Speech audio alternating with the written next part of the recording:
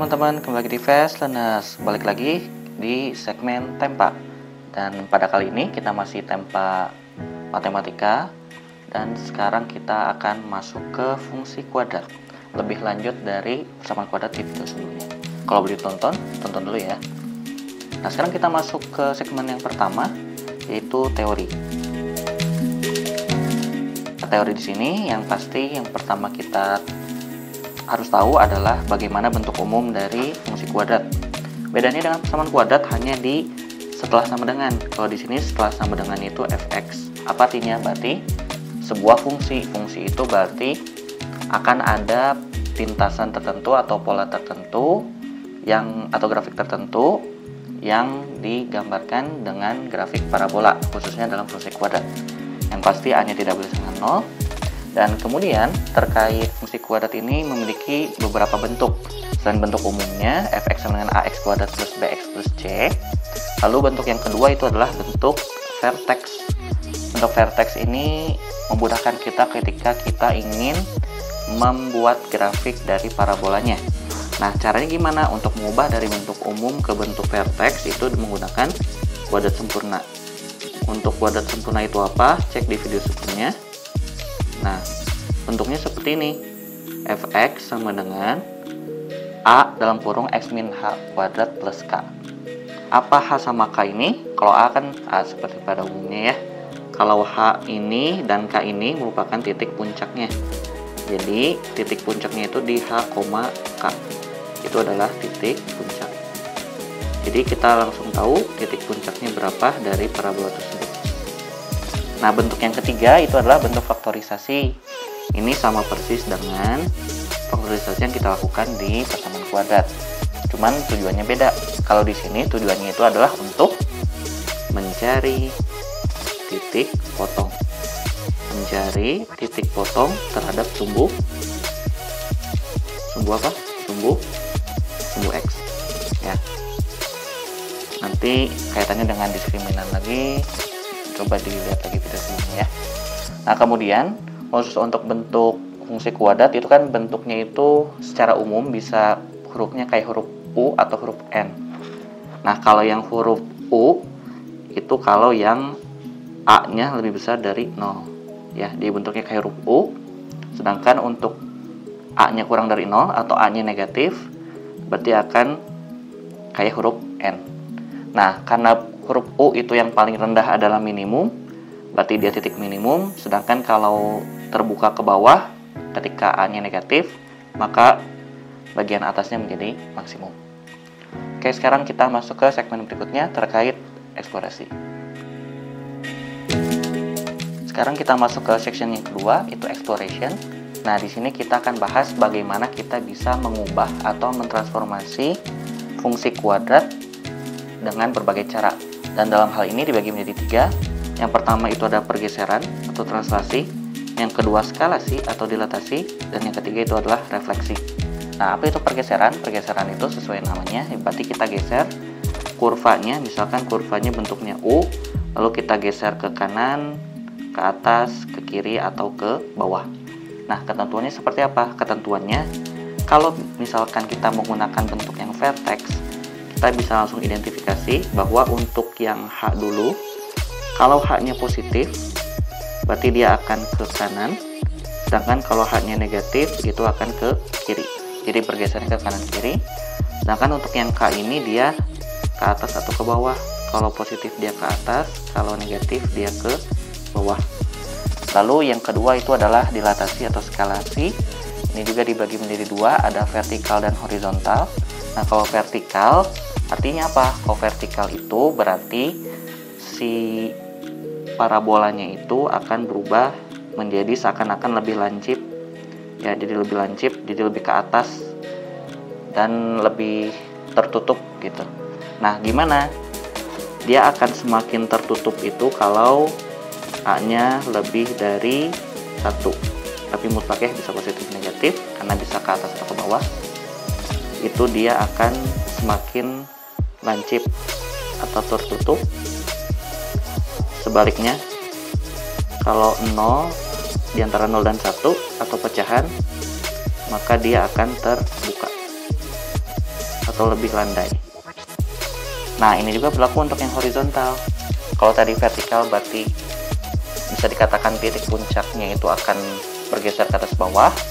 Kalau horizontal berarti lebih ke bentuk dari puncak, posisi dari puncaknya tetap, tapi dia bisa lebih lebar atau lebih sempit.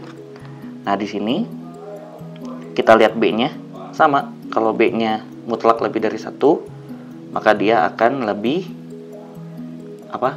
lebih lancip. Sedangkan kalau 0 di antara 0 dan 1 B-nya berarti dia akan landai. Oke, atau lebih terbuka gitu ya. Jadi lebih terbuka atau lebih tertutup. Oke, dan yang ketiga itu refleksi. Nah, refleksi itu adalah kalau tadi skalasi itu diperbesar atau diperkecil. Kalau di refleksi ini dicerminkan ya. Jadi dicerminkan. Maka kita bisa tentukan ada 2 cermin di sini. Ada cerminnya sumbu X dan cerminnya sumbu Y. Bedanya apa? Kalau sumbu X misalkan kayak gini, maka cerminnya adalah yang di bawah kayak gitu ya, dimana jarak ke cermin itu sama. Dan ini tinggal kita ubah jadi negatif ya, jadi ubah semua jadi negatif, yang awalnya positif jadi nanti min A sama min K. Sedangkan kalau terhadap sumbu Y gimana? Kalau kita punya grafik kayak gini, maka ketika kita cerminkan, maka dia akan balik lagi seperti bentuk yang sama, karena cerminnya adalah sumbu yang tegak. Tapi kalau misalkan beda kasus gini ya, di kanan, maka terhadap sumbu Y nanti dia akan pindah ke kiri. Tapi kalau misalkan kita tarik terus garisnya, maka sebenarnya akan mirip-mirip gitu. Jadi biasanya jarang dipakai untuk refleksi terhadap sumbu Y. Oke, cukup untuk section kedua. Sekarang kita lanjut ke section ketiga, bagaimana untuk menyelesaikan atau membangun fungsi kuadrat. Di section ketiga ini kita akan membahas bagaimana membangun grafik dari fungsi kuadrat. Setidaknya ada 4 hal atau 4 elemen yang harus kita hafal untuk kita bisa mengidentifikasi bagaimana sih bentuk dari fungsi kuadrat tersebut. Yang pertama itu adalah titik potong dengan sumbu X. Titik potong dengan sumbu X itu kaitannya dengan akar, dan untuk menyelesaikan akarnya nanti perlu menggunakan metode yang dijelaskan di persamaan kuadrat ya. Nanti jadi AX kuadrat plus BX plus C sama dengan 0. Nanti dapat X1 nya berapa, X2 nya berapa. Nah, itu adalah titik potong dengan sumbu X. Kemudian yang kedua itu adalah titik potong dengan sumbu Y. Tadi titik potong dengan sumbu X, sekarang titik potong dengan sumbu Y. Jadi kalau kita punya kayak gini, ini titik potong dengan sumbu X, sekarang titik potong dengan sumbu Y. Nah, caranya dengan mengubah X-nya jadi 0, yang dimana itu hasilnya adalah konstanta. Jadi ketika kita substitusi nanti konstantanya berapa, nah itu adalah titik potong dengan sumbu Y. Kemudian yang ketiga itu adalah menentukan sumbu simetri. Apa itu sumbu simetri? Sumbu simetri itu sumbu yang memisahkan 2 grafik parabola menjadi sama besar. Dan ini juga dipakai untuk mencari titik puncak. Ini harus dihafalin. Rumusnya adalah X sama dengan min B per 2A. Lalu yang keempat itu adalah bagaimana kita menentukan titik puncak berdasarkan sumbu simetri yang udah kita dapat. Sederhananya tinggal kita substitusi X-nya ke Fx. Tapi bisa juga kita menggunakan rumus, setelah diturunin nanti dapat min D. D itu diskriminan per 4A. Atau min B kuadrat min 4AC per 4A. Ya, kayak gitu. Di section keempat, problems, kita akan mencoba menyelesaikan dalam hal ini 3 soal terkait fungsi kuadrat. Langsung aja kita bahas. Soal yang pertama itu ketahui fungsinya fx sama dengan x kuadrat min 4x plus 3. Yang ditanya tentukan titik puncak dan sumbu simetri dari fungsi tersebut. Nah, berdasarkan di metode yang ketiga, section 3 tadi, bahwa kita cari dulu sumbu simetrinya menggunakan rumus x sama dengan min b per 2a. Nah, kemudian kita tahu a-nya 1, b-nya min 4, c-nya 3. Oke, kita substitusi aja. Berarti yang pertama X-nya itu sama dengan min 4. Jadi 4 bagi 2 kali 1, 2. Jadi X-nya itu 2. Lalu untuk mencari titik puncaknya kita cari Y-nya dulu. Berarti kita ganti X-nya dengan 2. Jadinya 2 kuadrat 4 dikurang 4 kali 2 min 8 tambah 3. Jadi min 4 tambah 3 min 1. Berarti puncaknya berapa? Puncaknya adalah X, Y, berarti 2, min 1. Sekarang kita masuk soal yang kedua. Diketahui fungsi kuadratnya itu adalah fx sama dengan min x kuadrat plus 8x plus 5. Yang ditanya adalah tentukan titik puncaknya dan apakah titik tersebut maksimum atau minimum. Nah, untuk mencarinya berarti sama. Kita cari dulu x-nya. X-nya itu adalah min b per 2a. Berarti jadi min b min 8 dibagi 2a. 2 kali min 2 min 4. Berarti jawabannya 2. Berarti sama kebetulan ya. Kita masukin 2 ke sini. Jadi min 2 kali 4 min 8 tambah 16 tambah 5. Min 8 tambah 16, 8 tambah 5, 13. Berarti titiknya itu adalah 2,13. Nah, maksimum atau minimum? Untuk mengeceknya kita tinggal lihat koefisien A-nya. Di sini karena A-nya minus 2, berarti dia bentuknya kayak huruf N atau terbuka ke bawah. Berarti ini tuh adalah maksimum. Oke. Soal yang ketiga. A ball is run upward and its height h in meters. After t seconds is modeled by the function ht equals min 5t squared plus 20t plus 1. A. What is the maximum height reached by the ball? This function represents a downward opening parabola. To find the maximum height, we need the vertex of the parabola. So we can write that t equals min b divided by 2a. In our case, a is negative 5 and b is 20. So t equals negative 20 divided by 2 times negative 5 equals 2. So the time when the ball reach the maximum height is 2 seconds, and then we substitute to ht. So h2 equals min 5 times 4 min 20 plus 40 plus 1 equals 21 meters. So the maximum height is 21 meters. Part B. After how many seconds does the ball hit the ground? We set the height to 0 and solve negative 5t squared plus 20t plus 1 equals 0 using the quadratic formula. T equals negative b plus minus square root b squared negative 4 times a times c divided by 2a. A is negative 5, b is 20, and c is 1. So we get t equals negative 20 plus minus square root b squared negative 20 squared is 400. Negative 4 times negative 5 times 1 is plus 20. So 420 divided by negative 10. That simplifies.